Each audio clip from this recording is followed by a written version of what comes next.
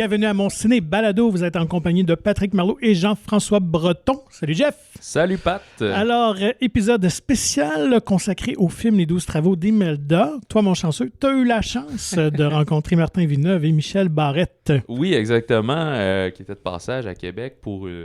c'est pas la première du film, parce que le film avait joué au FCVQ en septembre, mais pour un événement spécial. Leur petite tournée médiatique. Et voilà, avant la sortie du film. Quand même un peu un ovni, ce film-là aussi. Comédie un peu décalée, très inspirée personnellement de la vie des Villeneuve. Là. Martin Villeneuve, qui est le frère de Denis Villeneuve, qui est quand même plus connu internationalement. Il y a d'ailleurs une petite pointe un peu à ça dans le film, mais on en discute avec eux, puis c'est pas du tout personnel d'être le chouchou. Imelda, qui était en fait leur Il assume bien, finalement. Ouais, c'est ça. Imelda, qui était leur grand-mère. Et qui était un personnage très unique. Puis en lisant les lettres qu'elle avait écrites à ses enfants, ben, lui est venu l'idée d'adapter ça. En fait, tout a commencé, il raconte un peu dans l'entrevue, là, mais suite à son décès, il y a 10 ans, il avait fait un court-métrage qui est devenu très populaire, qui a finalement convaincu plein de monde de travailler avec lui, parce que ce qui est unique dans ce projet-là, c'est que c'est pas financé. Tout le monde travaille bénévolement. Ben oui. Fait que, puis c'est des artistes de grand talent qu'il y a au générique. Alors...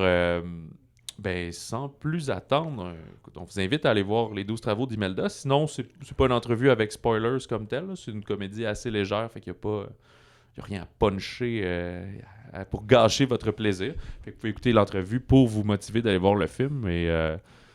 Entrevue très intéressante, j'avoue, peut-être parce que t'étais pas là, puis Michel Barrette a quasiment pris le contrôle. Ouais, c'est lui qui interviewait des fois Martin, mais écoute, c'était super bon ce qu'il disait, fait que j'intervenais pas. On pourra l'inviter à l'occasion, Michel. Ouais, c'est ça. Mais parce que je comprends, c'est comme c'est des tournages beaucoup par personnage, mais lui, il a pas vu le reste. Fait une fois qu'il a... il savait pas nécessairement le scénario final du film avant que ça soit fini et que ça soit monté. Fait qu'il a comme découvert ça un peu, comme tout le monde, comme public. Exactement. Fait que lui-même avait des questions sur le fonctionnement de Martin. Voilà. C'est bon. Alors, sans plus attendre, Martin Villeneuve et Michel Barrette pour Les 12 travaux d'Imelda. Alors, on a le plaisir dans le Mon Ciné Balado de recevoir Martin Villeneuve et Michel Barrette, les cinéastes et comédiens dans le film Les 12 travaux d'Imelda. Comment ça va, messieurs? Ça va très bien, toi-même? Très bien, ça va vite. Je vais parler à la place de Martin. Il doit trouver que ça va vite, parce que quand on lance un film, on court partout. Il est à Montréal hier, il est à Québec aujourd'hui, il va être à je sais pas où demain. Sherbrooke, à peu près ça, Trois-Rivières. Alors, est-ce que tu trouves que ça va vite? Ben écoute, c'est un méchant bel accueil à date, en tout cas là, inattendu, parce que pour moi, le simple fait que le film aboutisse après 9 ans, c'est déjà un succès en soi dans mon livre à moi. Tu comprends ce que je veux dire? Donc, ça a été tellement difficile à faire, même si on a eu beaucoup de fun. Je veux dire, tourner sans financement, c'est une entreprise pas évidente. Puis, dans ce cas-ci, le fait que ça aboutisse sur 28 écrans au Québec, c'est extraordinaire. Je veux dire, qui aurait pensé? Tu sais, je veux dire... Ah, c'est vraiment... plus que je pensais, justement, aussi. Je croyais que c'était... 28 sur un oui-dire, on s'entend. Parce que c'est pas comme si c'était un film dont on parle depuis 4 ans, ça s'en vient. C'est pas le Parrain 14, tu sais. Non, c'est ça. Et là, 28 salles, bravo. Ouais, je sais pas si le Parrain 14, on l'attendrait avec autant d'enthousiasme. Le Parrain 4, je l'écouterais. Le 4, ouais. Réalisé par la fille de Coppola, ça pourrait être bien. Ouais. Mais justement, tu viens de brûler ce punch-là. Ça fait très longtemps que tu travailles, Martin, sur le film. C'est né d'un court-métrage qui a eu un heureux succès, peut-être? Ben oui, c'est ça. Écoute, un petit court-métrage comme quoi, des fois, les idées les plus simples sont celles qui vont le plus loin. Là, j'avais fait ça sans autre prétention que de faire rire ma famille. C'est vraiment la vérité. Écoute, on était 4 sur le plateau, moi y compris. Là, je veux dire, j'avais fait ça avec des chums, ils m'ont maquillé, ils m'ont dit « Porte les robes de ta grand-mère, fais-nous un show, on va te filmer. » Puis après ça, j'ai montré ça à ma famille à Noël. Ça a été un gros hit. Ça a ri, ça a braillé. Ça a dit « Écoute, faut que tu montres ça à d'autres mondes pour voir si le rire est communicatif. Y a-tu juste nous autres qui trouvent ça drôle? » Même si t'es pas de la famille, est-ce que tu vas accrocher pareil? Exact. Moi, la seule autre référence que j'avais, c'est quand je travaillais dans le domaine de la publicité ou quand j'étudiais, je faisais de l'imitation de ma grand-mère, puis c'est toujours quelque chose qui pognait. T'sais, dans les parties, ils me donnaient le micro, puis ils disaient « imite ta grand-mère ». Fait que je savais que... Mais moi, je m'étais jamais vu le faire, avec la perruque, puis le make-up, puis tout le kit. Fait que c'était un peu un choc en voyant le premier court-métrage. Je me suis dit, il y a quelque chose d'intéressant dans la simplicité de ces vignettes-là. Là. C'est des tableaux, des plans fixes. Dans le premier Imelda, le court-métrage, il n'y avait pas de coupe. C'était des plans séquences. Fait que tu le sais, Michel, t'es un gars de monologue, je veux dire, tenir pendant 2-3 minutes, puis tu sais que c'est un plan. C'était ça, là, tu sais, je faisais un one take, two takes, puis go. Fait que ça s'est tourné spontanément, très rapidement. Et puis, le projet a fait boule de neige. Les gens m'en parlaient. Après ça, il y a eu un projet de long métrage que j'ai jamais réussi à financer. D'ailleurs, j'ai jamais réussi à financer Imelda. C'est quelque chose qui s'est fait de façon 100% bénévole jusqu'à la fin. OK. Même au niveau de la post-production. Ce qui est quand même incroyable. Avec une distribution 5 étoiles. Ouais, c'est ça. C'est que le distributeur, une distribution, le casting. Oui. Mais aussi, là, il y a un distributeur qui est rentré dans l'aventure. Oui, Maison 4 tiers qui a beaucoup cru au film. En fait, c'est Danny Lennon qui avait cru au premier court-métrage d'Imelda qui m'a encouragé à en faire d'autres. Puis, parce que moi, je pense que tout seul, je veux dire, de toute façon, je ne serais pas allé loin. Hein. Le cinéma, c'est un travail d'équipe. Donc, il fallait que d'autres mondes y croient. Puis là, ce qui est arrivé, c'est quand j'ai tourné Imelda 2, c'était quelques années plus tard. Puis, j'avais jamais vu Imelda. En fait, personne n'avait jamais vu mon personnage d'Imelda en relation avec un autre personnage. Ouais. Puis là, c'était nul autre que Robert Lepage, je veux dire, qui avait dit, oui, moi, je vais te faire ça, on va tourner une journée, ça va être drôle. Il avait bien aimé le premier. Fait que Robert arrive, puis là, lui, il pensait qu'il venait faire un petit caméo, tu sais, puis il m'avait réservé 2 heures de tournage. Mais il y avait 16 pages de texte. Là, il apprend son texte dans le train. Fait qu'on a tourné en 2 heures, Imelda 2. La scène dans le bureau du notaire, ça a tourné en 2 heures. Après ça, il fallait libérer Robert, il s'en allait. T'es en train de me dire que la scène qu'on voit dans le film, dans la vignette du bureau du notaire, c'est fait en 2 heures? En 2 heures, oui. Robert est arrivé, puis on a fait 3 takes sur lui, 3 takes sur moi. Merci, bye. Merci, bye.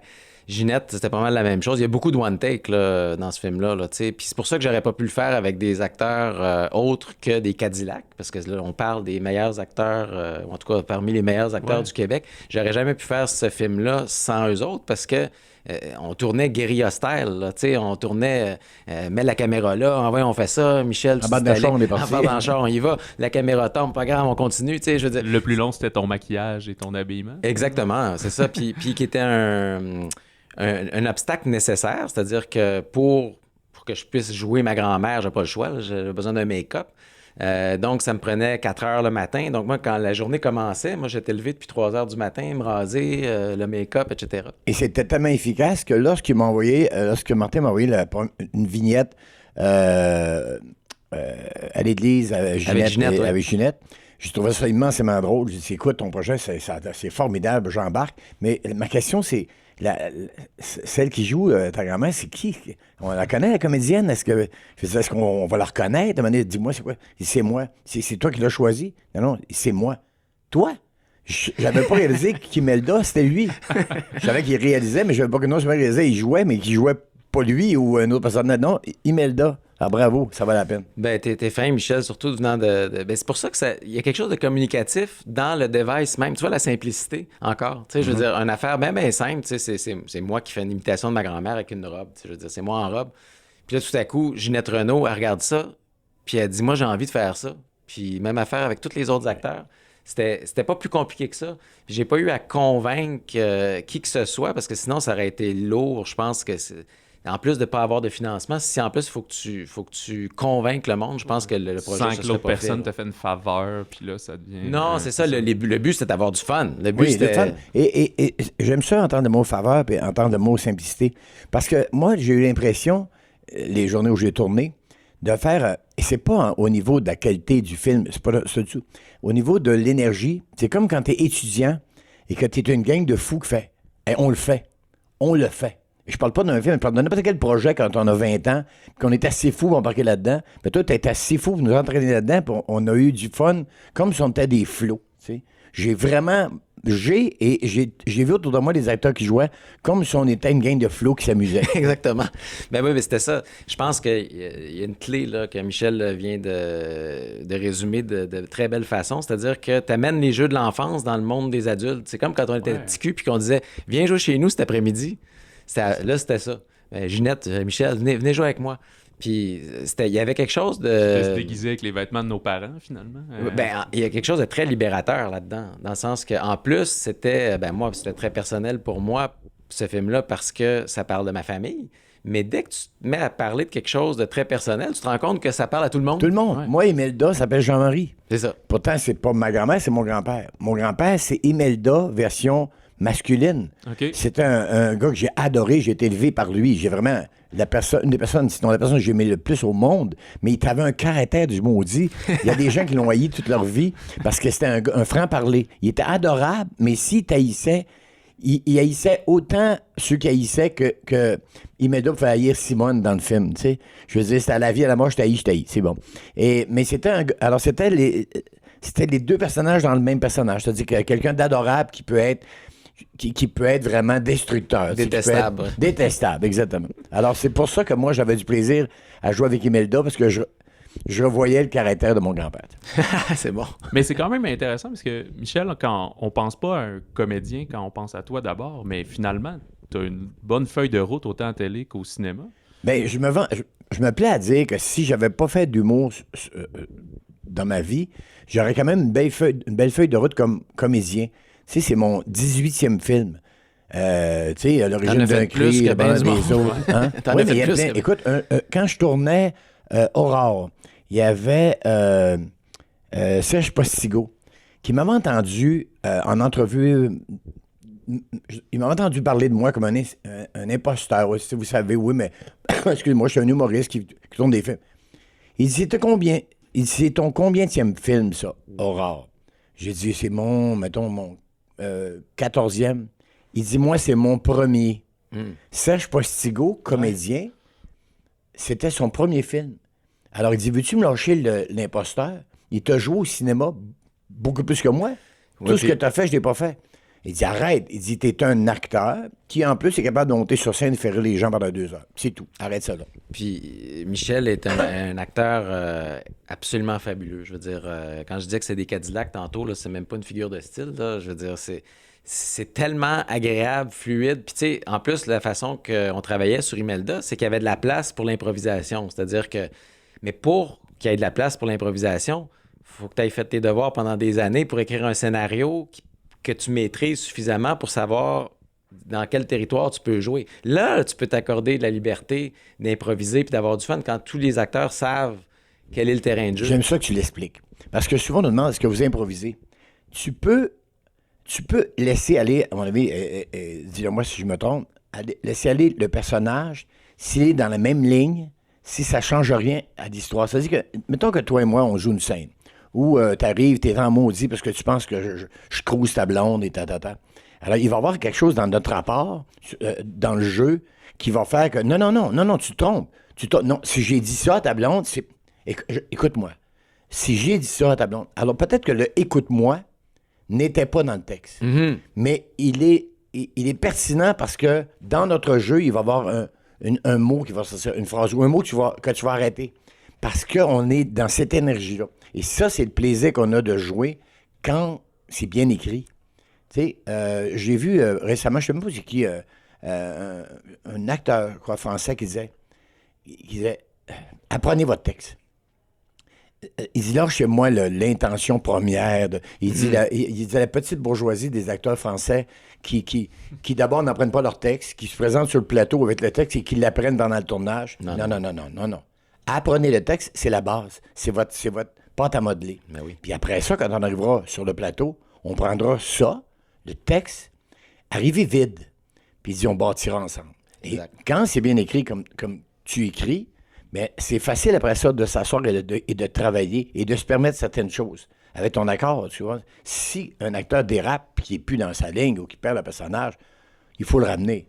Mais quand c'est bien écrit et que tu joues, et si tu joues bien, ben, on ne saura pas quelle phrase a été improvisée et laquelle était au texte. Oui, non, c'est ça. Puis moi, c'est important pour moi d'avoir cette flexibilité-là parce que le prétexte à la base, c'était d'avoir du plaisir. Je reviens parce que, je veux dire, tout le monde travaillait bénévolement. Là, je veux dire, j'avais une équipe qui était là, qui avait choisi d'être là, puis qui même certaines personnes avaient refusé des projets payants pour continuer de travailler sur Imelda parce qu'ils tripaient.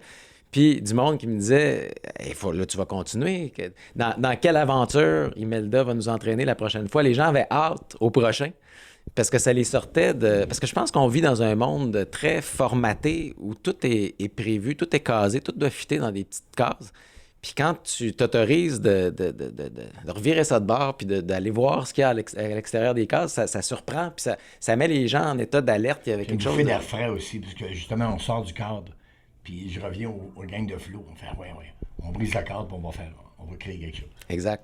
Puis, est-ce que tu avais quand même une certaine peur à sortir une bonne partie de votre vie familiale ou de peut-être vie privée à tout ça? Ben en fait, d'où l'intérêt de le faire sur la durée. C'est-à-dire qu'un film comme ça n'aurait jamais pu se faire, disons, en 1 an. Là, oublie ça. Ce qui a fait que ça a rassuré, parce que j'utilise des vrais noms dans ma famille, les vraies situations, les vraies personnes, etc. Donc, il fallait que ça se fasse en accord avec la famille. C'est impossible de faire un film sur la famille comme ça quand tu rentres dans l'intimité sans le faire en collaboration. Ouais. Donc, tous les gens concernés, je leur ai expliqué ce que je faisais, je leur ai expliqué la démarche. Ils ont vu Imelda 1, 2 et 3, les courts-métrages. Donc, ça les a mis en confiance. Ils ont dit « Ah, on n'aura pas l'air fou. » Puis en plus, si c'est des comédiens chevronnés comme Lepage puis Ginette Renault, on est curieux, tu sais, fait que c'est sûr. Fait qu'il n'y a pas personne qui m'a mis des bâtons dans les roues, puis j'avais choisi, à travers les 1001 anecdotes que je savais sur la vie d'Imelda, j'ai choisi celles que j'avais le plus envie de raconter, qui étaient les plus croustillantes ou les plus simples, je dirais, parce qu'on ne pouvait pas, évidemment... se payer des décors à la Hollywood. Là, je veux dire, il fallait toujours y aller au profit de la simplicité. Donc, j'ai dit, tiens, faire un sketch avec Michel dans un char. Je vais faire un sketch avec Ginette dans une église. Je veux dire, trouver un lieu, ou en tout cas, un véhicule, puis dire comment on exploite ça dramatiquement, comment ça peut fitter dans l'histoire, puis d'essayer d'être économique dans les moyens narratifs pour donner de la place au jeu. Parce qu'à la fin de la journée, là, c'est les personnages que les gens écoutent. Si tes personnages sont forts, je pense que là, tu as un film. Puis, tu sais, ils disent qu'il n'y a pas de recette au succès. C'est vrai, il n'y en a pas. Mais il y a une constante, par exemple. Tous les films ou les séries qui ont marché, il y a des bons personnages. Puis ça, c'est là-dessus qu'il faut que tu t'accroches. Puis moi, je le savais qu'Imelda était un bon personnage. Pour ça, j'ai jamais compris que j'avais pas réussi à financer ce film-là, parce que dans ma tête, c'est tellement évident que c'est un personnage incroyable. Mais est-ce que c'est pas un beau pied de nez, justement, parce que tu dis, on le sait, il n'y a pas eu de financement, tout le monde a fait ça avec bonheur et gratuitement. Est-ce qu'il n'y a pas une part de leçon, je dirais, aux institutions, lorsque l'industrie, parce qu'il n'y a pas juste les acteurs, il y a tous les autres intervenants, autant au niveau de la technique, des producteurs, tout ça, qui se sont dit, non, on embarque là-dedans. Même si tu n'as pas de budget, on le fait pareil. Penses-tu qu'il va y avoir une réflexion au niveau des institutions en disant, là, est-ce qu'on va corriger le tir? Est-ce qu'on va se dire, ben là, quand il y a tant de monde qui croit à quelque chose, est-ce qu'on devrait avoir un second regard? Mais j'espère. Écoute, parce qu'on peut pas dire que j'aurais pas essayé, là. Je veux dire, je me suis acharné à essayer de trouver des sous pour ça, puis pour me buter qu'à des refus. Ce qui me fait dire que non, malheureusement, Michel, ça se passera pas, c'est que mon prochain film que je devais produire et réaliser devait mettre en scène Anthony Hopkins et Isabelle Huppert, que j'avais réussi, le tour de force, de réunir. Et Téléfilm Canada a dit non. Tu peux pas dire non. Voyons, ça n'a pas de bon sens. Ben, c'est ça. Ça n'a pas de bon sens. Okay, je vais parler en gars de char. Ouais. C'est comme si, mettons, là, j'ai monté une écurie, j'ai monté une voiture, j'ai les mécaniciens, j'ai tout, et j'ai... je sais pas, moi j'aurais dit Michael Schumacher à l'époque. Bon, mais j'ai Michael Schumacher qui va conduire la voiture. Et là, j'attends les commanditaires qui vont financer la saison. Et on dit non. Mais c'est parce que, regarde, la voiture est parfaite. On va le prouver. Et c'est Michael Schumacher. Le film est déjà vendu d'avance. Tu as les deux plus gros acteurs sur la planète. Donc, c'est des non-sens. Puis, ce qui me fait dire que le nom de Villeneuve au Québec, c'est Linda qui me le disait tantôt. Elle dit, je pense, mon grand, que c'est vraiment ça qui te bloque. Donc, à la limite, tu penses que ça pourrait te nuire pour l'avenir? Bien, ça fait 20 ans que ça me nuit, ça, c'est sûr. Écoute, si ça m'aidait, ça ferait longtemps que j'aurais fait 10 films. Là, tu comprends? Est-ce que... Là, je vais... Oui. Mais là, je vais aller là-dedans, c'est parce que tu sembles ouvrir la porte à ça. J'ai un fils qui est comédien, Olivier, qui joue à Barcelone, qui joue au Québec, dans les séries, ça. Et j'ai eu peur de lui nuire, que mon nom lui nuise, qu'on dise, on va prendre un autre, parce que lui, son père, son père, de toute façon, va le booker ailleurs. Il va avoir des rôles grâce à son père. Alors que c'est pas vrai, jamais. J'ai jamais aidé mon fils à quoi que ce soit. Là, ce qu'il m'a dit, père, finalement, je vais devenir comédien. Mais j'ai dit, va-t'en aux auditions de l'école de théâtre, de conservatoire. Ben, puis j'ai dit, tant mieux pour toi, tu as du talent, je crois en toi, mais je vais jamais t'aider. Tellement qu'un jour, j'ai tellement de problèmes avec les noms. Gilbert Sicotte m'a dit, écoute, il dit, Michel, Olivier Barrette, c'est ton fils? Je dis, oui, tu le savais pas? Non. Et j'ai dit, pourtant, il a fait toutes les auditions. Oui, il a fait les auditions, il s'est rendu au bout. On passe de 3000 à 300 à 5. Ben, finalement, il a été reçu. Puis il dit, on a commencé le travail. Puis au bout de 6 mois, je le regardais jouer. Puis je le regardais bouger. Je me disais, il me fait penser à quelqu'un. Mais je n'avais pas fait le rapport entre Barrette et Barrette. Ouais. J'ai dit, tu me fais tellement plaisir parce que tu l'as pas pris. Vous l'avez pas pris parce que c'était mon fils. Non, il me dit, non, à la limite, ça aurait pu lui nuire parce que si on avait vu toi à travers lui, on aurait peut-être douté, on aurait peut-être dit, oh, t'as un petit peu, là, c'est ce qu'il est en train d'imiter son père, nan. Et j'ai dit, jamais je vais t'aider. Jamais je vais appeler un réalisateur pour dire, tu devrais prendre mon fils. Jamais, même si j'ai des amis dans le milieu, non, jamais je vais imposer mon fils parce qu'il n'y aura jamais la honte de dire, mais j'ai eu ça parce que. Alors, non, c'est ça. Puis c'est toujours été important pour moi de faire ma démarche par moi-même, ce que je fais. Puis j'ai un style qui est complètement différent de celui de mon frère. Je fais des choses que Denis pourrait même pas faire. Lui-même le dit. Je veux dire, il serait pas capable de jouer, par exemple, Imelda. Je veux dire, il pourrait pas faire ça. Donc, par mon unicité, je me distingue, mais c'est pas encouragé. Alors que si j'essayais de copier son style, là on dirait que ça rassurerait les institutions. Là, ils diraient, tu sais, un autre Villeneuve. Donc ça, c'est... Mais c'est très bizarre. Il y aurait un canal, justement, une case à cocher, qu'on sait exactement à quoi s'en tenir. Peut-être, c'est peut-être un peu simpliste comme description. On ne sait pas ce qui se passe dans les... Mais ce que je peux dire, c'est qu'il y a quelque chose qui ne marche pas, définitivement. Là, je veux dire, parce que tu ne peux pas avoir, comme Michel disait tantôt, l'industrie du Québec au complet qui embrasse un projet, puis que les gens qui ont la main sur le portefeuille disent non, ça, c'est pas intéressant, ça ne marche pas. Ouais. Il y a une petite blague, une petite pointe à ton frère, justement, dans le film. Oui, fait que c'est sans rancune, ça, finalement. Bien sûr. Denis et moi, on s'entend très, très bien. Puis, il est extrêmement occupé, il va sans dire. Sauf que il y a beaucoup Imelda à cœur, en fait, parce qu'il avait beaucoup aimé le premier court-métrage, d'une part. Denis n'a jamais compris non plus que Sodec et Téléfilm refusent ça. Là. Dans sa tête, c'était aberrant. Là. Il dit, c'est de la comédie, le Québec aime ça. En plus, t'as des vedettes. Et c'est différent. Oui, c'est différent. Qu'est-ce que ça leur prend? T'sais, Denis ne comprenait pas. Il avait lu mon scénario en plus. C'est super bien écrit. Donc, il y a une incompréhension là, mais ce qui est le fun, c'est que ce que j'ai pas eu d'un bar, je l'ai eu au centuple en générosité. Puis j'ai eu des choses qu'un budget n'aurait jamais permis. Par exemple, j'ai pu tourner le film sur 4 saisons, tu sais, à travers la durée. Donc ça, tu n'aurais jamais ça dans un film normal, parce que je veux dire, tu tournes pendant un mois, tu choisis une saison, puis that's it. Donc, on sent le temps qui passe. Ça, c'est le fun. J'aurais jamais pu réunir tous les acteurs que j'ai dans mon film, si j'avais tourné dans le temps d'un mois, premièrement, j'aurais jamais été capable de les réunir en même temps. Les horaires ne l'auraient jamais permis. Puis, il faut le dire aussi, là, je veux dire, il n'y a aucun producteur au Québec qui serait capable de se payer toutes ces têtes d'affiches-là dans un seul et même film. Donc, je veux dire, tu vois, il y a des choses que j'ai eues. Je veux dire, l'Impérial 59 de Chrysler, je veux dire, c'est un char de collection. Impossible à avoir. Même, tu ne peux pas te payer ce char-là. Non, tu ne peux pas te payer. Je me demandais, moi qui ne connais pas ça, c'est un char cool ou c'est un char... Cool! OK. Tout le monde pense que c'est le mien.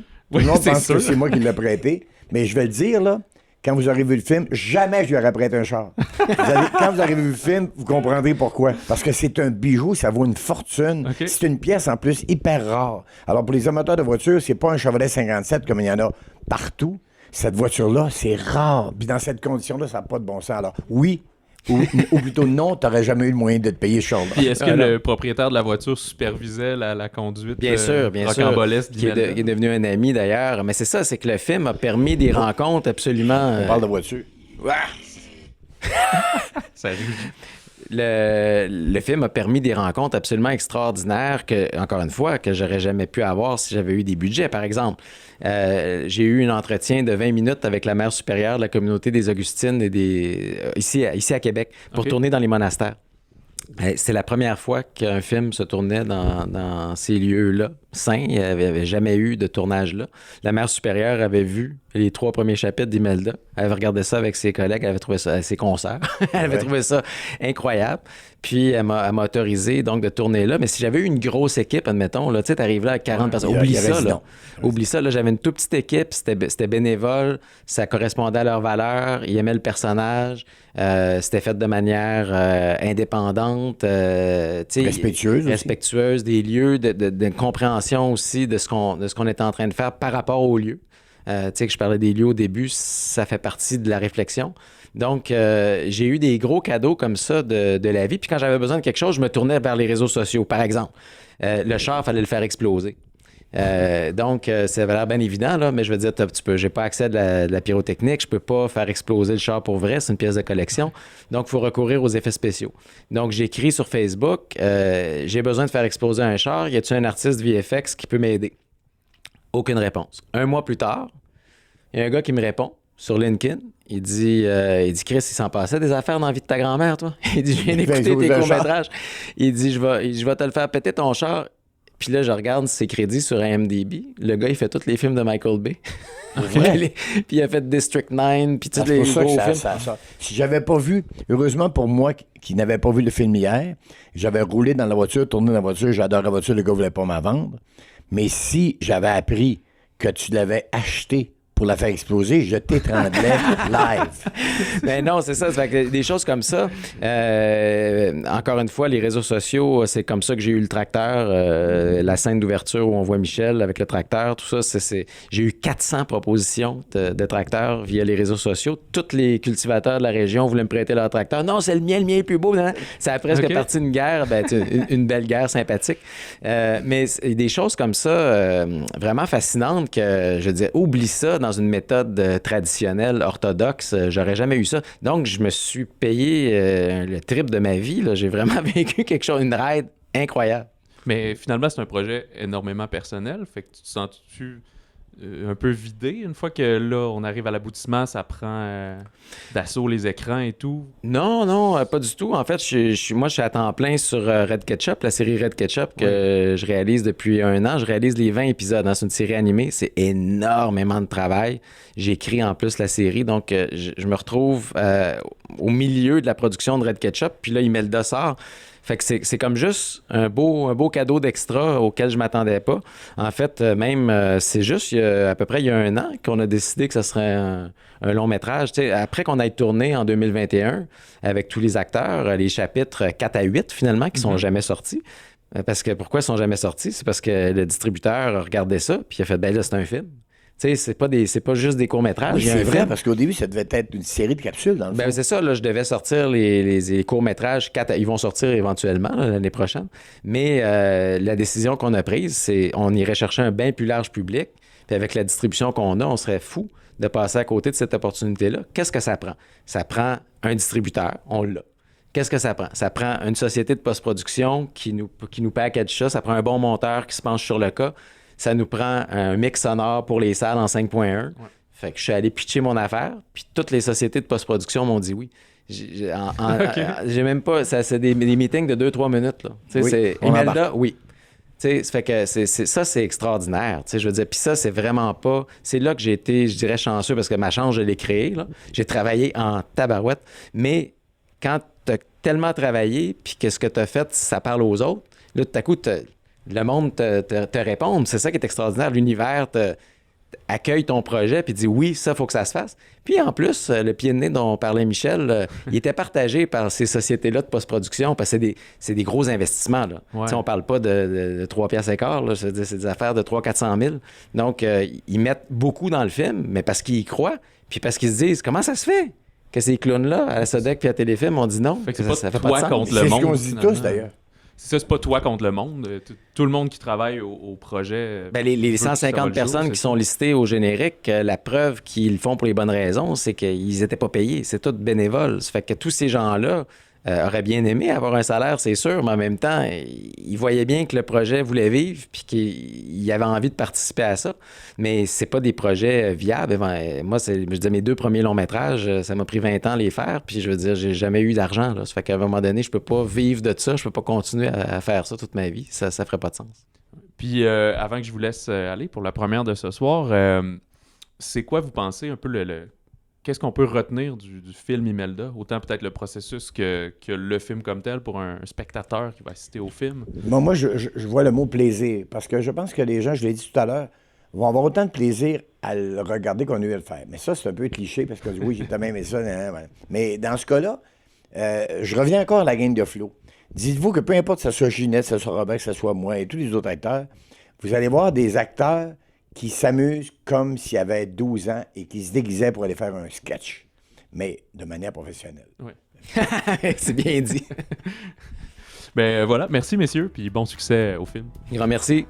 Merci Michel. Merci mon cher.